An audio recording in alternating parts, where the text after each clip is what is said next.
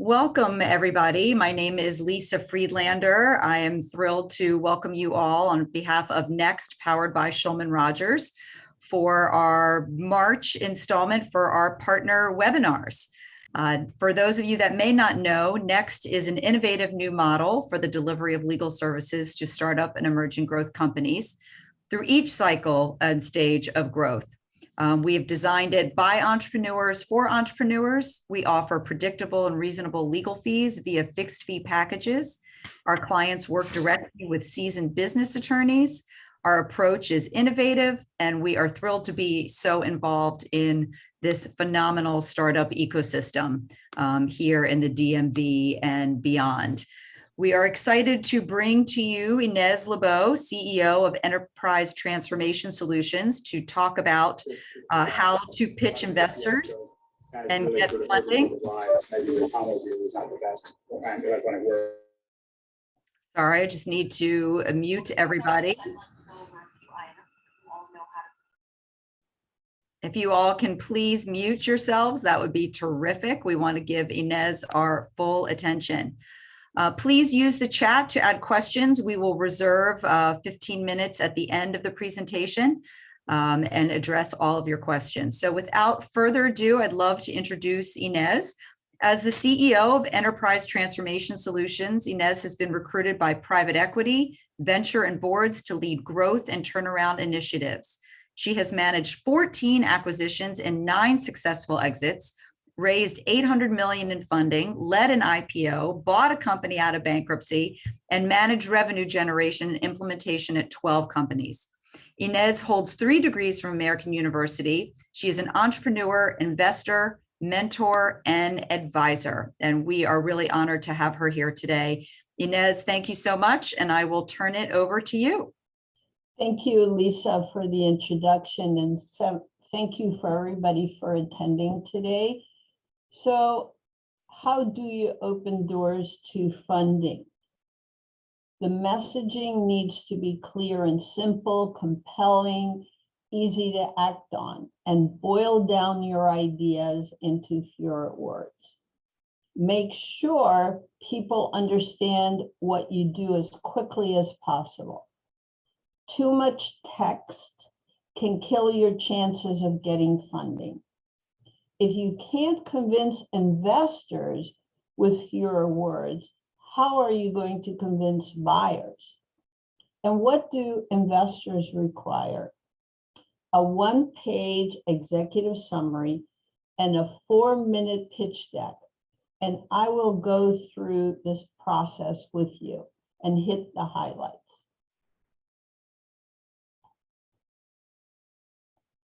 What is an executive summary? This is the most critical part of your business planning, and most investors require an executive summary. It brings together all the key elements of your plan. It sums up your business in a much shorter document, usually 1 page. It encapsulates your ideas and business in a very fast and easy to digest format. Just don't confuse short or brief with being easy. It can be much harder to be effective and concise. Once you completed your 20-step process, you will be able to craft your pitch deck. The pitch deck content summarizes the executive summary. The purpose of the pitch deck is to get funded. A pitch deck is a sales presentation. 1,000+ pitch decks are created every day, so it's highly competitive. No more than 9 slides, and you should be able to deliver your story in 4 minutes. And you only have 4 seconds per slide, so you have to keep it short and simple. If you don't, investors stop listening and become disengaged from what you are saying. Invest in a great pitch deck. It builds emotion. And too much text is going to cost you money.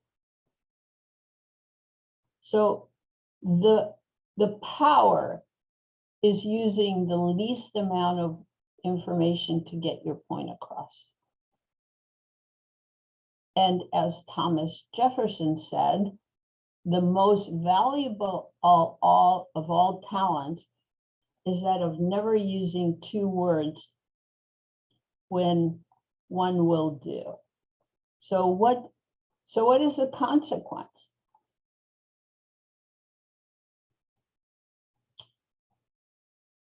Okay, so this is what happens. On an average 55 words, let's say you have 55 words on a slide, which you should not have, and you have 10 slides, and you're raising $1 million in seed funding, each word is going to cost $1,818 in lost opportunity. If you're raising 10 million Series A funding, each word can make or lose you 18,000. With a 55 million in funding, each word is worth 100,000. Make every word count. Packing in more words isn't going to help you raise more money. Actually, what you want is, so let's say you're presenting, right? You're starting to present, you have your 7 to 9 slides. And what you want to do is you want investors to listen to you. You don't want them to be reading your slides. You want them to listen to you. And that is true if you're in person or if you're virtual, okay? Please remember that. It's really critical. All right, Hawkeye MedTech.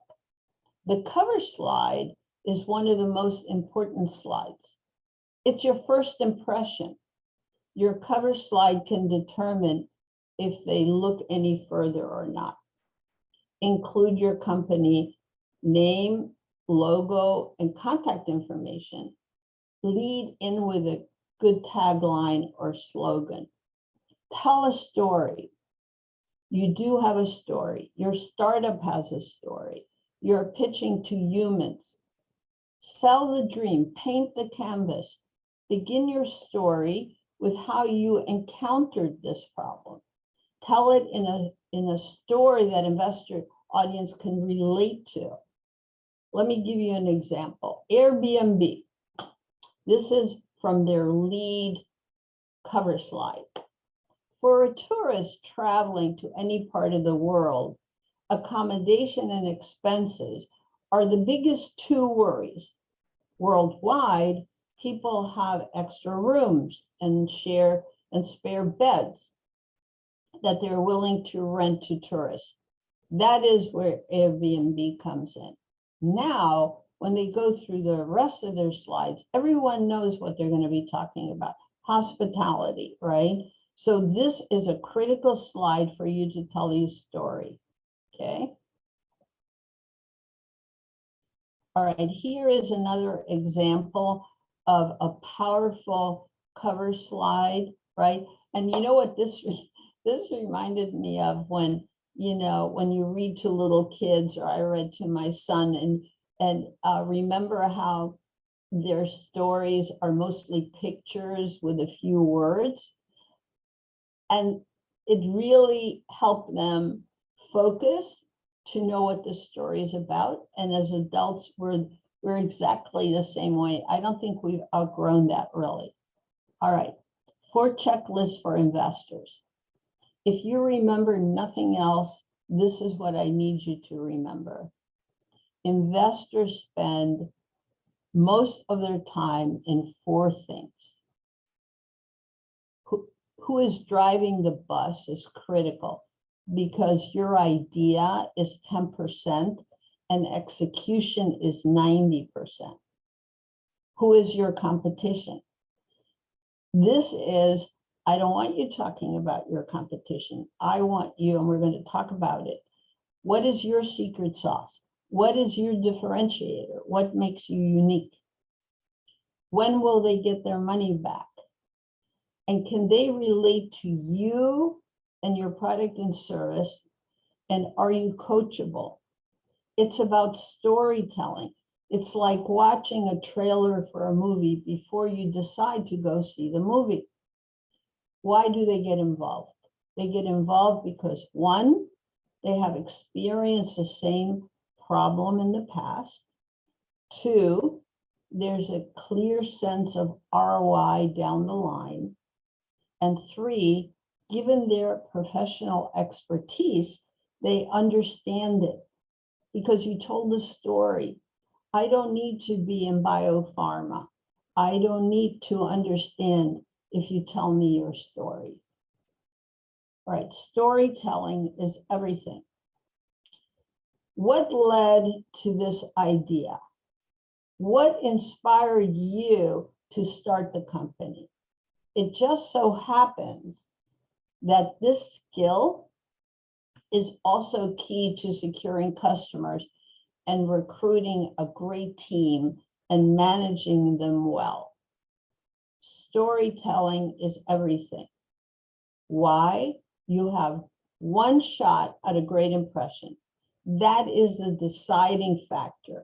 The rejection rate is 90%. You are dealing with a short attention span. Did you know that people can only keep 3 to 5 things, plus or minus 2, in their working memory? You have limited time and space to make your point. And your brand is everything. You know, you have to think about Apple, Nike, Coca-Cola. They tell you stories. People buy their product because the product itself is reliable and the brand is trusted. Your story correlates to how much you can charge for your product or service. And what creates an extreme value proposition? An epic fundraising story about your product or service. It's why Tesla sells out a new model before even finishing the design. Practice it, repeat it, own it, make it natural and authentic. Trailer to a movie. Think about your pitch deck as telling the story. It's like a storyboard or a trailer. You have the opening title screen, right? Your cover slide, the big idea, a crisis to solve, the challenge of solving it, the plot, the heroes, and the ending credits. The more relatable and enthralling your story, the better. Make sure you show your investor audience how they can play a starring role in this hit. Think of your slides as chapters of the book or the next installment of the series. You can use them to tell stories they can get excited and emotional about and put them on the edge of their seat, eager for the next episode. Engage the audience. That is why you cannot have too many words on the slide, because you need to engage them and they need to be listening to you as you are presenting. Value proposition. What is your why? The value proposition is the core of why you decided to start your company. What was missing? What was missing in the world? Is there a gap you are filling? Why this product and this service? Why? Customers don't care about your product. You have to make them care. Did you test the market and your presence? Did you test the water? It has to be your first step. It can't be, I will build it and they will come. Without real market research, your chance of success is small. It should not be a one-time deal. As we have seen, the economy, markets, consumers, and technology change frequently. We just all lived through that during COVID. If is your premise valid? And is there a need? You need to revisit it often. And people need to grasp instantly what you do, a cohesive value proposition and why it matters. You need to come across someone as focused, relentless, and that you grind it out to the end.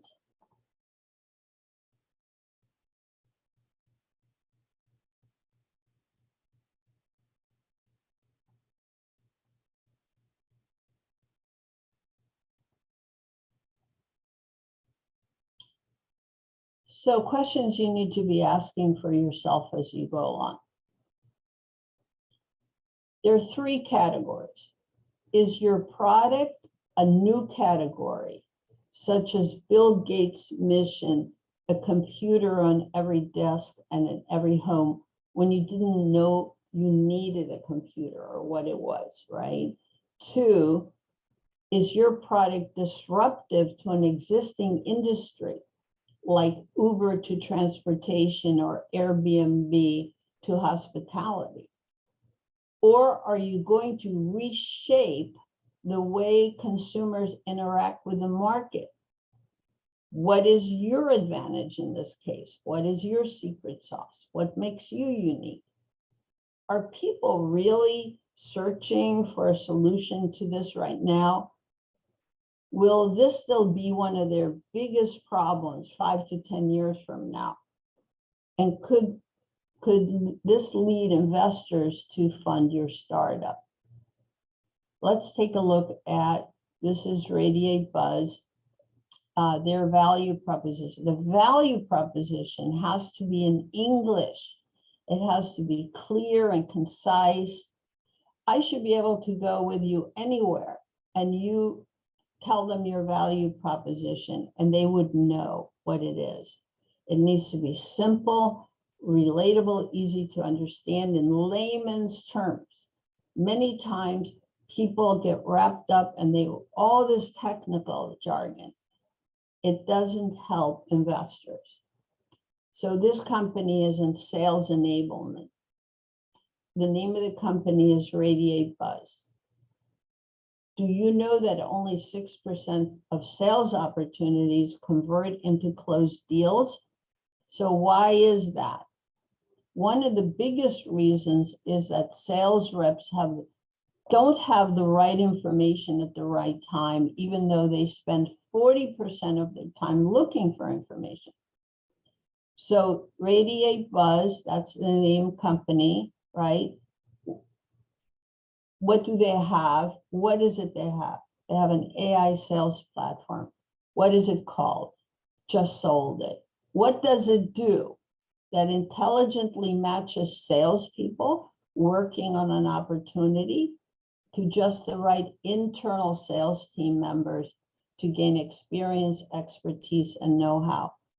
It's really plain and simple, easy to follow and understand. All right, where are the pain points?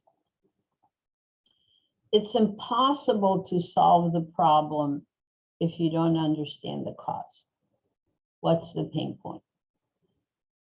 It is your chance in just a few words to demonstrate your clarity on the problem and that you verified it. One problem, one solution. I hear often, yeah, but you know, I have this solution, but we can do all these other things. It becomes confusing for investors. So you need to have one problem and one solution. It's great that you're going to do other things with it, but when you're presenting to investors, one problem, one solution. For example, what pain point were Tesla, WeWork, Airbnb trying to solve, right? We know what they are now. Think timing is everything. If you started this company, 5 years ago, now you most likely have competition, so be vigilant. Is your solution scalable? Scalable. This is what investors want to see. Or are you a one-trick pony? Why are you doing this? All right, we're going to look at Interscope. So this is what's the problem and what's the problem and their solution. So I found this really interesting when it's one of our clients. There are 48 million Americans with a hearing impairment, but only 7 million are using hearing aids, which represents a $5 billion in the United States alone. There are only 5 hearing aid manufacturers, and they control 98% of the global hearing aid market, which currently is at over $10 billion. So due to the high cost and lack of accessibility of affordable hearing aids, it's an untapped market, right? That's the opportunity here, worth billions of dollars. So how did Interscope, what did they do? Well, they went direct to consumers, up to 85% less than the competition. And it generates small margins, but they have high value and they're highly successful. Okay, I'm going to show you a way for you to depict the problem. I like this because it's very simple. Remember, few words, really simple. Tell me the story. I'm only showing you this for illustrative purposes. The name, it's a problem. It's the name of the company, Schedule Game. It's about gaming. But you see, when you tell me the story, you're going to say, here's a problem, 1, 2, 3, right? Boom, I'm going to get it right away. It's very clean. By the way, you need to put lots of pictures, as I told you on your presentation. All right, and here is their solution. They have their solution. They're able to tell me very clearly and succinctly, right, what their solution is. Again, you need to be able to do the same thing, very clean. I'm showing you these slides only because of how clean they are.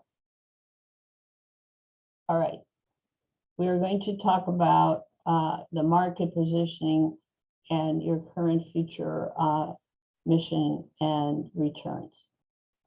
So what is your sales strategy? How are your target customers reachable? You have to do this homework. I recently had a client, and the client had an app and had the software and the idea, but had not done the homework on how to reach the client and what channels are ideal for connecting with them. What is the buying process going to be? Channel partners? Is it going to be subscription model, licensing deal, B2B, B2C? I mean, there's just so many choices that you have for your particular company. You decide what is optimum option for your company. And it's different for every company. How will you penetrate the market?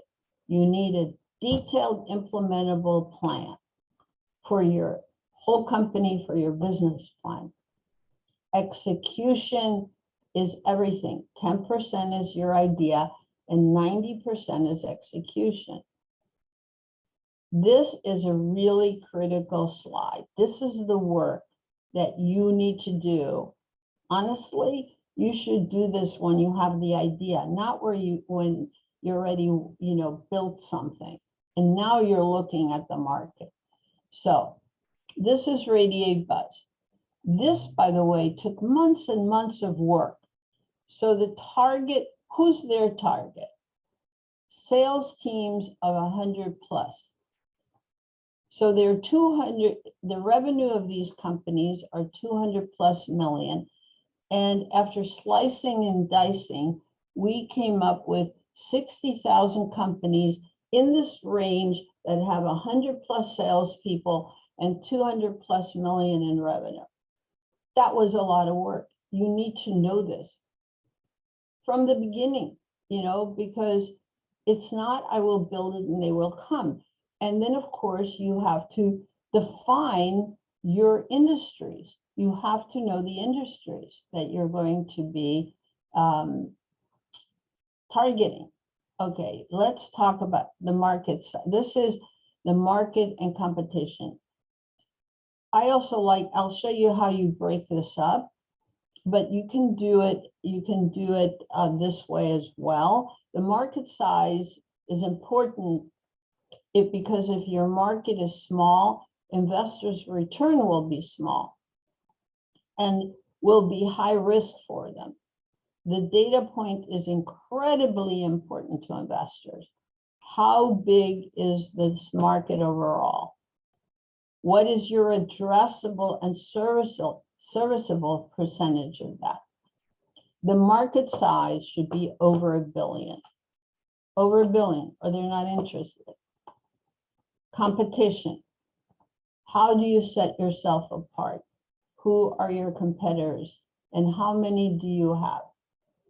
Investors do not want to hear that you do not have competition. As Mark Cuban puts it, there are at least 100 people that come up with the idea before you, unless you're Bill Gates, right? So again, this is Radio Buzz. They're growing. The market is large and growing by 19.8%. The competition is collaborative workspaces, knowledge sharing, right? And the thing that I just want to point out here is, here's your narrative. I'm going to repeat this quite a few times. So this is the narrative for this. We do have competition. However, our differentiator, what makes us unique? No one in the market matches internal sales resources who just sold it. It's unique, it's highly differentiated, and you need to know how big is your industry, how big are your potential gains, what does growth look like in this space over the next few years. Sorry. All right, here is another way to look at your market. This is much simpler. You can see here the global market opportunity.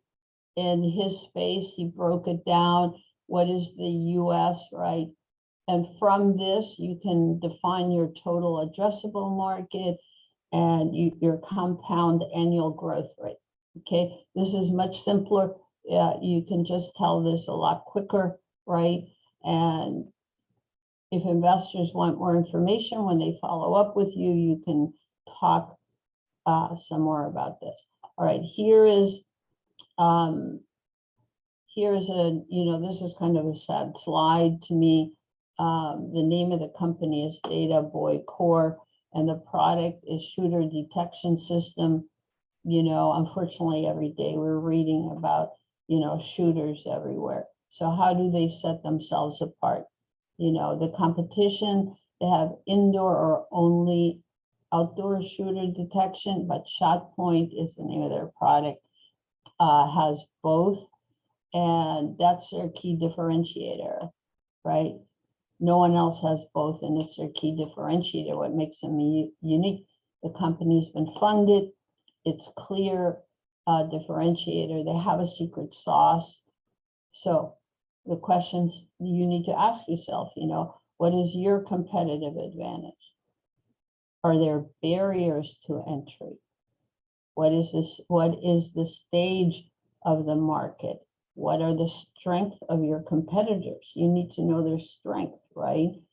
Know the market share of each. Do you know their market share? And what is your competitive strategy? Is it pricing? Is it product? Is it promotion? It's all these things that we need to know about you and your competition. All right, this is just, I have now gravitated to showing competition this way. We do have competition. However, no one, and then you talk, in this case, there are 4 pieces here of what you're going to tell. Again, What makes you unique? What's your differentiator? What's your secret sauce? Okay. I know I repeat myself, but it's really critical. Remember in the beginning, I told you when we do a presentation, we remember 3 to 5 things, plus or minus 2. There are certain things that I want you to remember as we go along. All right, so there are other differentiators, right? Some key differentiator besides your product is patents, copyright, trade secrets. Protect yourself and bring in the right people. Your people are your company, as they are an asset. Who is driving the bus? Who is driving the bus is one of the 4 main, who's driving the bus, right?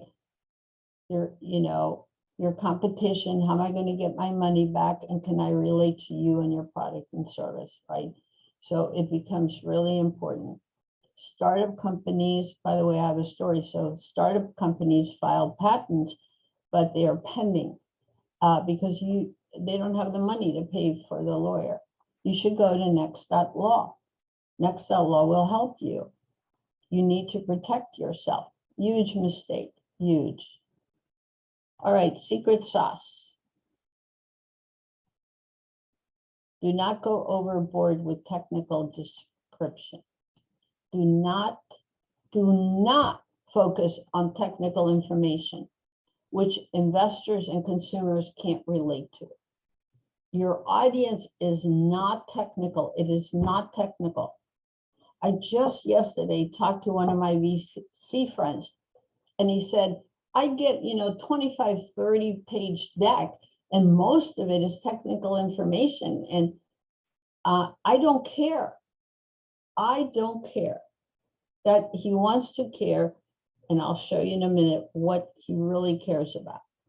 It doesn't matter how great your invention or innovation, if people can't relate to it, and if you can't speak their language, it really doesn't matter. And this is my all-time favorite quote. Warren Buffett, we all know who Warren Buffett is. I didn't go into Apple because it was a tech stock.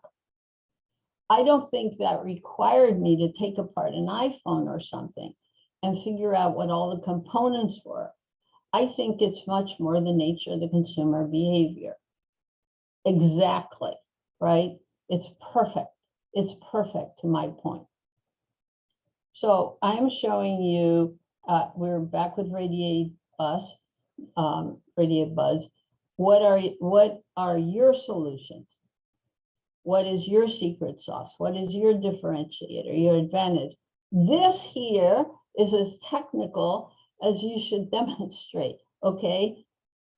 Don't bore investors to death. There may be many problems that your solution could solve. There may be many benefits and features. This isn't the place for it, okay? Think Warren Buffett, leave out all the tech speak and engineering details. Most investors don't need to know or want to know the deep specs. They want to be excited about the overall opportunity while leaving those finer details to you. Be clear, concise, don't drink your own Kool-Aid. Investors don't care. And they are not technical for the most part, simple in layman's terms, easy to understand. This is what it looks like if you have an app. Some people have an app. You just quickly walk them through this, right? It's simple, it's easy, it has some visual. That's it. All right, traction. Traction is the success and momentum that drives startups into becoming thriving businesses that eventually operate on a profit. So only if you have traction. A solution without traction is really just an idea. You haven't proven that you've solved anything. So this is, the bigger picture traction. This is how many patents do you have, or you have strategic partners, or whatever that is. bigger picture traction for your company where I can get excited about it, okay? Sorry. All right, we're now going to talk about, will you have a winning team? Who will execute? Ideas are meaningless without masterful execution. As I said before, your people are your company. Let me just tell you what Branson said, right? Virgin Air. He said, I don't care about my customers.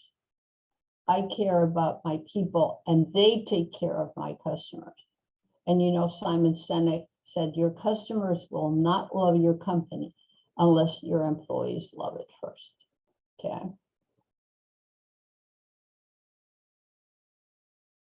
Okay, General Powell, he kind of makes the point. Organization doesn't really accomplish anything. Plans don't accomplish anything either. Theories of management don't matter much. Endeavors succeed or fail because of the people involved, right? Your people are the key to your success. So as Lisa, when she introduced me, we were recruited into 12 companies. Not 1 minute in all those years did I not understand that the success or failure of what I was doing was dependent on my employees. The team. Okay, one of the things I want to tell you about this is I cannot tell you how many times I get presentations, and they write under each one, like I call it Tolstoy's novel, they write all this information. Remember what I told you, first of all, let's say we are in person or we are virtual. You don't want me sitting here and moving over and reading. You want me to listen to you, right? So it's really bad, okay? So this is what's important here is your founding team is probably the #1 deciding factor when investors debate writing you a check. It's not your business idea. It's not the size of the market or how ingenious your tech idea is. It's all about the best team. A team that will roll with the punches and execute through all of the challenges that are coming. So this is the narrative. First of all, it's really powerful, right? It's everybody who they are, and you see all their logos where they've been, okay? Our founding team and advisors are uniquely equipped to help us scale quickly and with authority.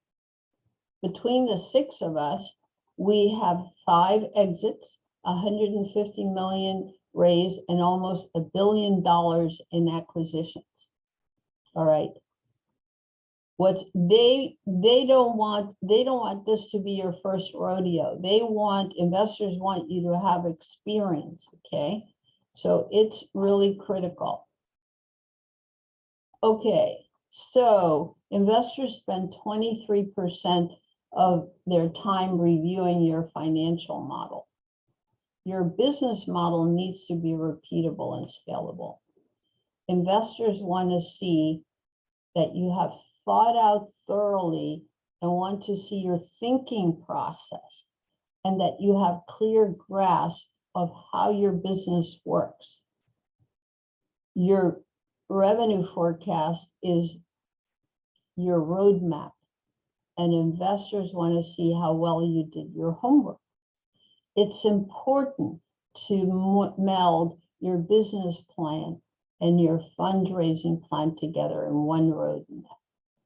So as you are thinking about the importance of financial projections in your pitch deck, remember that you might start with the number of customers, the amount of revenue that those customers will generate, the expenses you will have, profit margin, gross profits, and typically these projections will cover the first 12 months.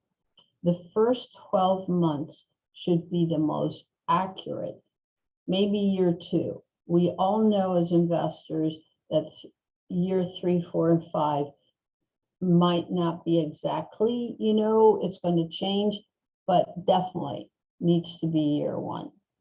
All right, you need a plan to demonstrate how investors get their money back.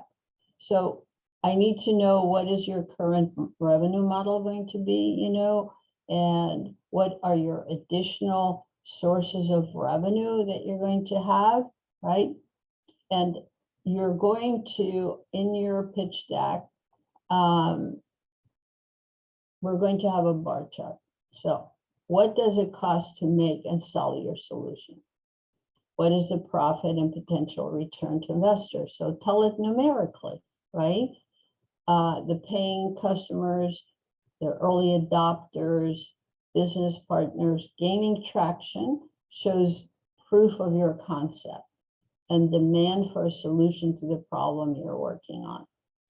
So here's what I like about this is, oh, go back. Okay, so what we have is, he's shown, this particular one shows, for example, the blue is upfront install revenue, right? And then the other blue, the darker blue, I think is your monthly recurring. So we can see very clearly here what that revenue is going to be, And this company is my data point guys, and they obviously, this was 2019, and they've done really well. Right? So here's another view that you can do. And a lot of times I suggest for startups who don't have revenue yet. So in this case, what we see is we see the subscribers and we see the revenue. And here's where you can tell me, what is your model going to be, right? On this slide here. And here's another view. This view, guys, is for people who do have revenue, okay? So this shows the revenue and then their EBITDA, all right? So, and they put together what their ROI is going to be. So depending on what stage you're in, we have different ways to help you show, your financials. All right.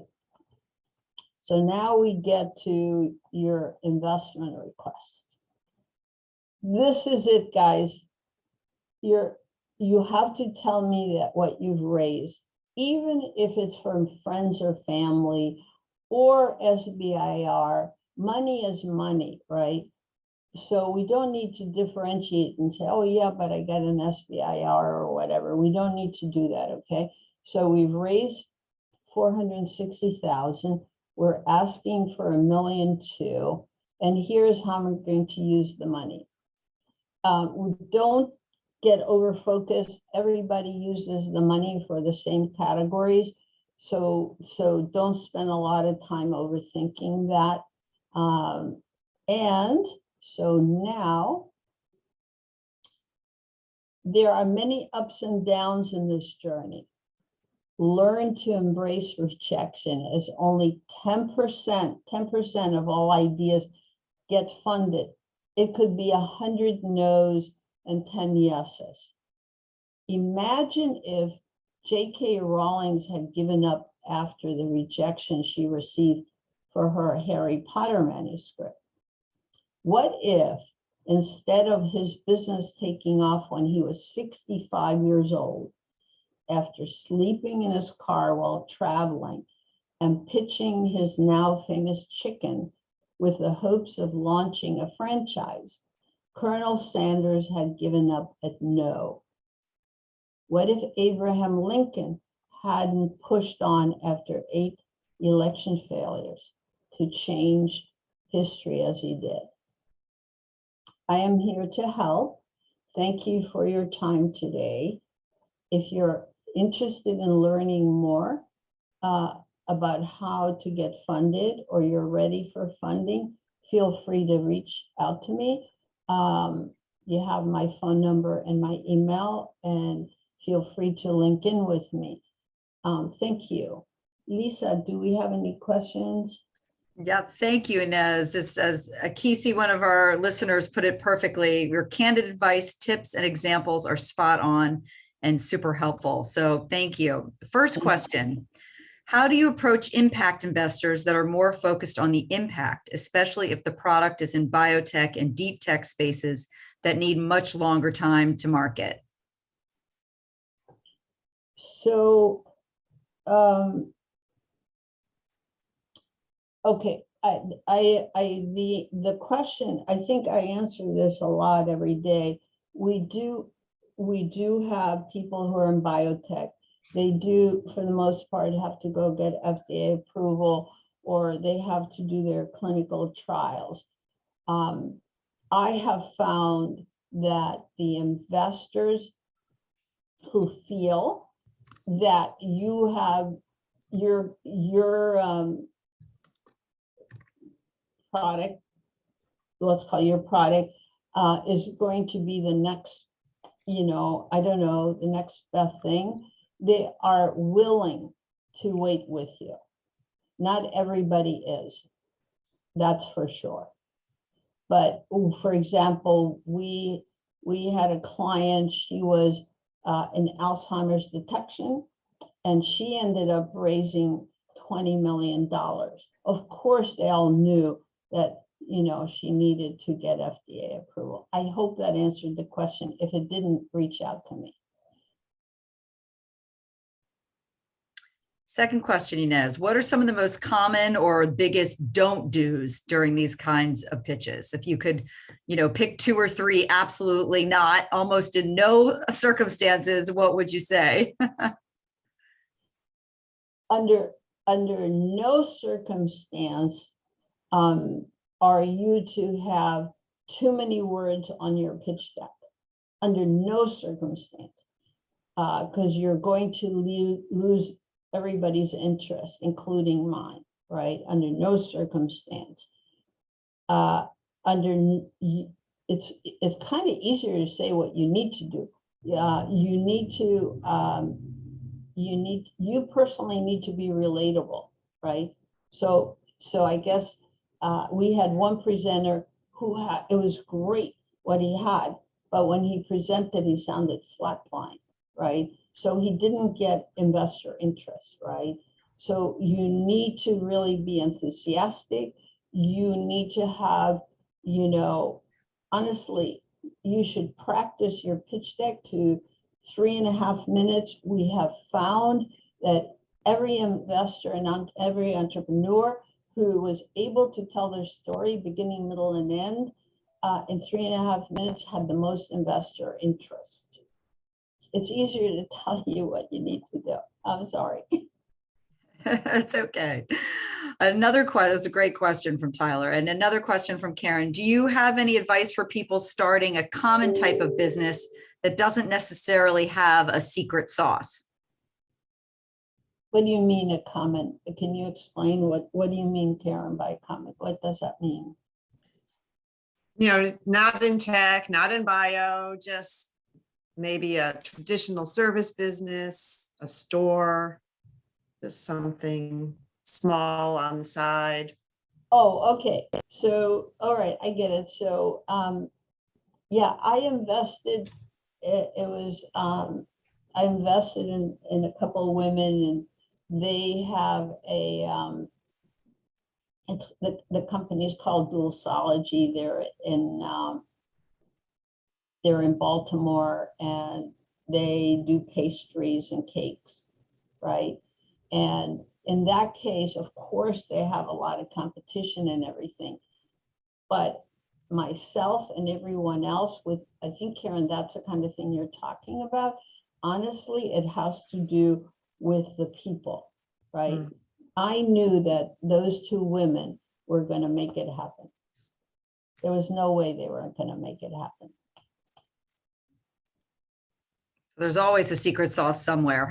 Yeah. Their secret sauce was. It's hard to find sometimes. Right. Yeah. So here's another question, Inez, from Akisi. They're in the impact space and they have a pivot in a paid pilot stage. Should they focus on their go-to-market strategy for the financials and list the traction for the pre-pivot product. How do you recommend handling that?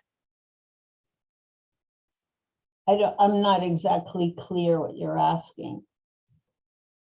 So they have a paid pilot stage Okay, they're being paid to do a pilot. for a Got it. pilot. How Yeah. should they focus their go-to-market strategy and show those in the financials? Should they list more of the traction for the product before the pilot stage, because there was a little bit of a pivot in there? Or should they only focus on the current paid stage, paid pilot, which incorporates their pivot? Okay, well, it depends what the pivot was, right? If they pivoted to a total different product, right? Then obviously you're going to show your financials and your traction. But if they incorporated it, it would be both. Got it. Okay. And then Ellie's asking, what kind of return does an investor look for? Very important question. What kind of return do they look for? That is a good question. Lisa, do you have any thoughts on that? Yeah, it's hard to answer the question. Yeah, every investor has their own individual thesis, every angel group, every venture group. Typically you want to say, idea 5 years, 5 to 10 years exit, maybe, 10x at minimum. It really depends on the industry. It's very varying. So sorry, Ellie, we couldn't give you a more straightforward answer. Yeah. How important is the TAM, SAM, SUM actually? Total addressable market, service. No, I know. Well, when you are doing your due diligence, I'll tell you when it's really important. When you're doing your due diligence, then you're going to have to talk about, your total addressable market and all that. But it's not something you're going to do enough for a 5-minute pitch deck. Okay. It is really important. It'll be important when if they're interested in you, now you're going to talk to them about your financials. You're going to talk to them about your go-to-market strategy, all of that before they invest in you. Yeah. Okay. Next question. If you have a brand new product and you're in the development stage and you actually need funding to finish the product, to manufacture, add inventory, what advice do you have for a company in that real pre-seed round? Friends and family. So, the key to you to present to investors is that you have an MVP, right? You have an MVP, you're ready to go to market. That's when you're ready to go present. So now I know you need the money to go do that. I see it every day. So my suggestion is always friends and family at that point. Okay. And then if you can't ask an investor for money, maybe your friends and family, you don't have that type of network or you don't have access to that, are there any other suggestions for a startup seeking funding? This is really hard. Yeah, this is really hard. Honestly, I don't know how to answer this, right? I don't know how to answer this. It's like the other question that we were asked. Yeah. I can add, depending upon what you're doing for your company, you could consider, a Kickstarter or Indiegogo campaign if you have a product, a equity crowdfunding campaign if you have a broad audience that might be interested, small business loans, things along those lines. Lots of grants are out there too. Yep. Search for grants. Exactly. And then next question, I think we have time for 1 or 2 more.